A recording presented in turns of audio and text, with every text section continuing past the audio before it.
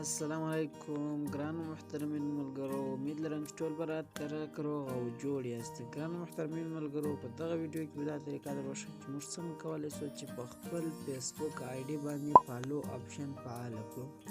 یعنې دوستانو، تاسو به ډېر آیډیانې داسې لیدلي وي چې د ریکویسټ په ځای فالو آپشن وي. نو بالکل تاسو په دغه ویډیو کې دغه طریقه زده کړئ چې په خپله آی ډي باندې فالو آپشن فعاله کړئ. بیا به د ریکویسټ په ځای تاسو هر څوک فالو کوي، یعنې ستاسو آی ډي به داسې لکه پیج، نو هغه به د ریکویسټ پر ځای باندې د میسج پر ځای باندې فالو آپشن ورته راوړوي. نو دوستانو، ډېر په اسانۍ سره تاسو کولی شئ چې واړوئ. نو د ویډیو شروع کېدو نه مخکې که تر اوسه پورې تاسو زموږ په چینل کې نوي یاست، نو خامخا درسره سبسکرایب کړئ، ویډیو تر پایه وګورئ تر څو دا طریقه یې زده کړئ. نو زه د ویډیو په طرف ویډیو شروع کوم.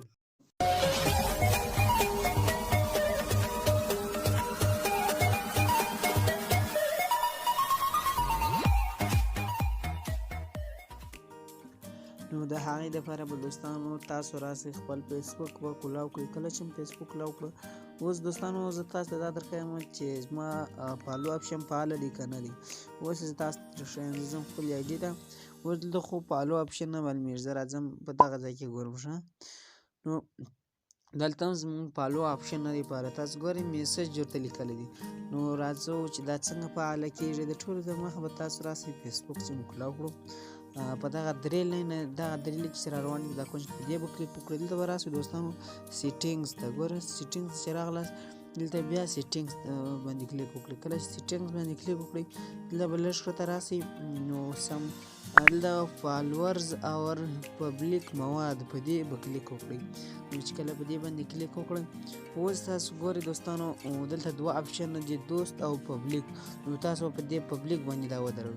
دلته بیا تاسو ته درې آپشنه درکوي، دا په دوست باندې ولاړ دی، دا په پبلیک باندې ودروئ. ښه، نو دا به هم په پبلیک باندې ودروئ دوستانو، دا بل به هم په هر کوی باندې ودروئ. ښه، نو دا به هم په پبلیک باندې ودروئ. چې کله هم دا ګرد رقم کړه، اوس دلته تاسو ته وایي چې مطلب دغه آپشن چې دی وایي ستاسو کمنټ، تاسو غواړئ چې تاسو ته هر څوک کمنټ وکړي. نو زه هم بالکل زه غواړم چې ما ته هر څوک کمنټ وکړي، دا آپشن به آن کړئ.